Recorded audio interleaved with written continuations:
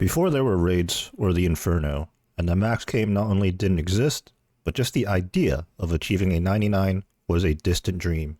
There was a young boy having the time of his life in free-to-play, because it wasn't just a demo of the game. It was the entire game. In the confines of the iconic Gillinor cities like Varrock and Falador, memories from over a decade ago, maybe even two, were imprinted in our minds forever. This is RuneScape's top 5 most iconic free-to-play moments and areas. To start us off, we have the Edgeville Dungeon Hill Giants, competing with many other players for the Hill Giant Big Bones and the other drops. Now this is very accurate right now, because when I was making my way over, I realized I didn't have the brass key. If I'm not mistaken, I'm going off of pure memory here. The brass key should be around here somewhere, right? Alright, this sounds about right. We had to go all the way around and here by these zombies, and actually just north of the ladder, and you can actually see the hill giants in the distance there. This is the brass key. Now, before we even get started talking about the hill giants, well, I mean, this was a common thing that at least happened to me. Let me know down in the comments if this was a frequent thing for you. But somehow I would always misplace this brass key, whether it was because I intentionally dropped it because of all the loot I was trying to pick up or what, I don't know. But here at just west of the Cooking Guild, this is the entrance to the Hill Giants areas. You need the brass key in order to get through this door, and then you climb down the ladder here and just... well, actually, we're put right here. Now, it's very empty these days, but back in the day, this place was very competitive. On any given world, this place would be packed to the brim. For each hill giant spawn here, there'd be 2 to 3 people competing over the spawn. And people would be using all sorts of attack styles, whether they were maging, ranging, or meleeing. These hill giants would drop the obvious big bones, but they would also drop stuff like steel longswords, in which I would sell to the Varrock sword shop. And then there was also limpworts, which were actually the big money maker at the time, if memory serves me correct. Up next, we have chopping willow trees in Draenor Village. This place used to be absolutely packed with the brim, and this was actually a very dangerous area. You have these level 7 dark wizards running around, and they would attack you if you were too low of a combat level. So even though it was a skilling activity, you really had to keep yourself on your toes. And actually, keeping with that same topic, not only was it dangerous dealing with the dark wizards, but you had to pay attention while chopping willow trees, because, well, you see this dragon axe I'm using? Back in the day, this would be a rune axe if you were rich enough, or you probably were using a steel one of some sorts, but you could lose your axe head, and then you'd have to make your way over to Lumbridge, to Bob's axe shop, and repair your axe that way. And let's not even get started about the tree spirits and the evil chicken. Oh, and of course, this was one of the social hubs of the game. Woodcutting levels? Once you did get your 10 GP and you found yourself on the other side of the gate, what was waiting for you? The Alcar Desert.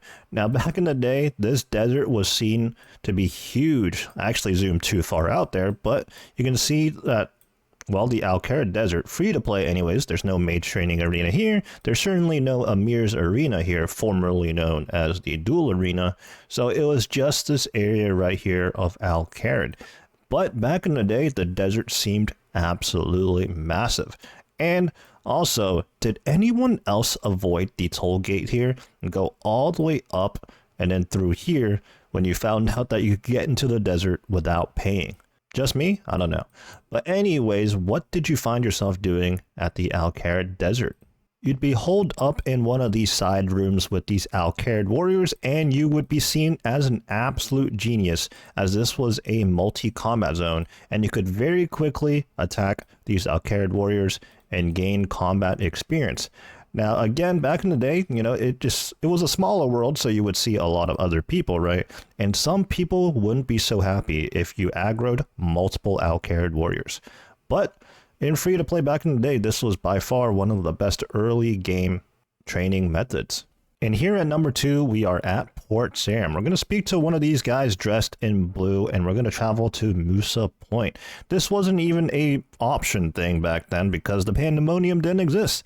Sailing as a skill came out in 2025. Imagine that. A brand new skill in the game. But here we are at Kuramja.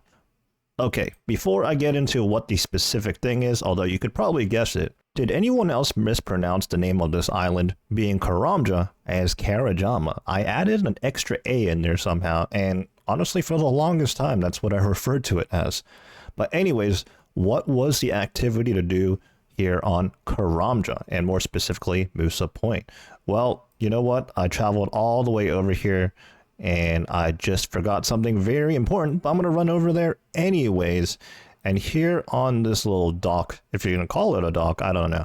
But there are fishing spots here. You'd be caging for lobsters. And I guess if you were very high level, you'd be fishing or harpooning for swordfish and tuna. These days, without a harpoon, I can still go ahead and do that thanks to the barbarian training. Actually, this is the perfect time to talk about this. In order to ferry with the customs officer here back to Port Sarim, you'd have to pay them 30 GP. Well, what happens if you don't have the GP? Well, you'd have to go on over here and fill these crates with the bananas from these banana trees. And can you even count how many times you've had to do that? This is like the brass key in the Edgeville Dungeon in the Hill Giants. For some reason, I just never remember to bring the coins, and then I'd be forced to pick the bananas just to get a way back to the mainland. Otherwise, I thought I was stuck here forever. Back at Port Sarim, let's head on over to the fishing shop and trade for a lobster pot. I don't even have a lobster pot sitting in my bank these days, but back then, fishing lobsters and even cooking lobsters was one of the best money makers in the game. And of course, it seemed like it was pretty high cooking and fishing level requirements, because in order to fish lobsters, let's see what level we needed. That was level 40 fishing. And for cooking, what level did we need? Let's scroll a little bit down here, and it was also 40 lobster. 40 lobster, level 40 for lobsters. Back in the day, level 40 seemed like a very high level to me. I think, honestly, I spent a lot of time running around back in the day, and my levels at the highest were probably in the 70s, if that.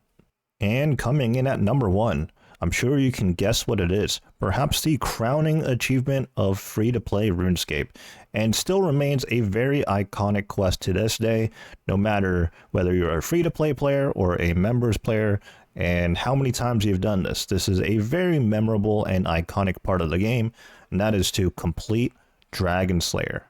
And as a bonus, achieving full rune, because obviously you'd have to complete Dragon Slayer 1. And we do have to clarify that now, because there's Dragon Slayer 1 and 2, and maybe a 3 someday, who knows. But the point is, you had to complete Dragon Slayer 1 in order to wear the rune plate body. And that is my personal list of the top 5 most memorable and iconic free-to-play moments and areas. Let me know down in the comment section if you were a free-to-play player back then too, or were you fortunate enough to have members back then, and what was your most memorable moment pre-2007 RuneScape?